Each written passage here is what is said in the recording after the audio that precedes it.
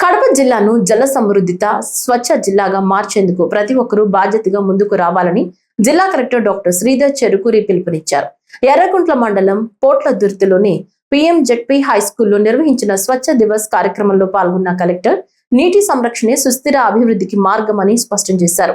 జలధార జలహారతి కార్యక్రమంలో భాగంగా పాఠశాల ప్రాంగణంలో ఏర్పాటు చేసిన ఇంకుడు గుంటలను పరిశీలించిన ఆయన భూగర్భ జలాల పరిరక్షణపై ప్రత్యేక దృష్టి పెట్టాలని సూచించారు. స్వచ్ఛంద్ర స్వర్ణాంధ్ర లక్ష్య సాధనలో భాగంగా ప్రతి ఇంటి నుంచి చెత్తను తడి పొడి వ్యర్థాలుగా వేరు చేయాలని, పారిశుద్ధ్యాన్ని కాపాడాలని ప్రజలకు పిలుపునిచ్చారు. నీటి ప్రతి బొట్టును విలువైందిగా భావిస్తూ జల సంరక్షణలో భాగస్వామ్యం కావాలని కలెక్టర్ సూచించారు. అది మిగిలినటువంటి రోజులకి మనకు ఉపయోగపడతా ఉంది.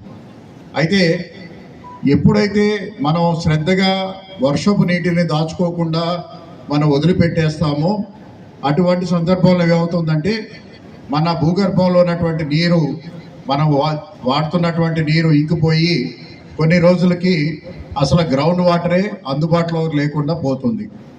ఏదైనా కూడా సింపుల్గా చెప్పాలంటే భూగర్భం అనేది ఒక బ్యాంకు లెక్కన చూసినట్టయితే మన తాత ముత్తాతలు వాళ్ళ సమయంలో ఇంకినటువంటి నీరు ఇవాళ మనకి బ్యాంకులో ఒక డిపాజిట్ కింద మనకి ఇచ్చారు.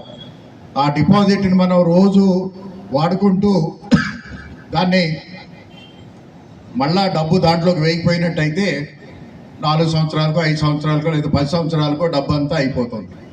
అలా కాకుండా దాంట్లో ఉన్నటువంటి డబ్బును మనకు అవసరానికి వాడుకుంటూ అలాగే మనం సంపాదించినప్పుడు వచ్చినటువంటి డబ్బును మళ్ళీ అందులో డిపాజిట్ చేసుకుంటూ ఉంటే అది ఎప్పుడు కూడా డిపాజిట్ పెరుగుతూనే ఉంటుంది కానీ తగ్గదు. అలాంటిదే మన భూగర్భంలో ఉన్నటువంటి నీటి వనరులు కూడా.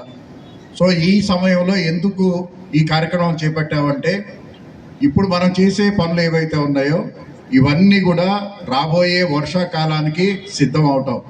ఇవాళ ఈ స్కూల్లో చూసాం, ఈ స్కూల్లో ఒక బోర్ వాటర్ ఉంది. ఈ స్కూల్కి కావాల్సినటువంటి మంచినీరంతా కూడా బోర్ వాటర్ ద్వారా వస్తూ ఉంది. అదేవిధంగా ఈ స్కూల్లో పడినటువంటి వర్షపు నీరు ఈ స్కూల్ దాటి బయటకు పోకుండా ఆ నీరు ఇదే ప్రాంతంలో ఇంకిపోయేటట్టు చేసినట్టయితే ఆ బోర్ ఎప్పటికీ కూడా మనకి ఎండిపోవటం అనేది ఉండదు. ఎప్పుడు మనకు ఈ స్కూల్ కింద ఉన్నటువంటి భూగర్భ జలాల్లో మనం పెంచుకోవటం, తద్వారా ఆ భూగర్భ జలాలు అనేది వచ్చే సంవత్సరానికి కూడా మనకి పూర్తి స్థాయిలో అందుబాటులో ఉండే విధంగా చర్యలు తీసుకుంటున్నాం. సో ఇది ఈ స్కూల్కి మాత్రమే పరిమితం కాదు, మన ఇంటిలోనూ ఇదే విధమైనటువంటి పరిస్థితిని అన్వయించుకోవచ్చు, ఇదే విధమైనటువంటి సొల్యూషన్ అన్వయించుకోవచ్చు.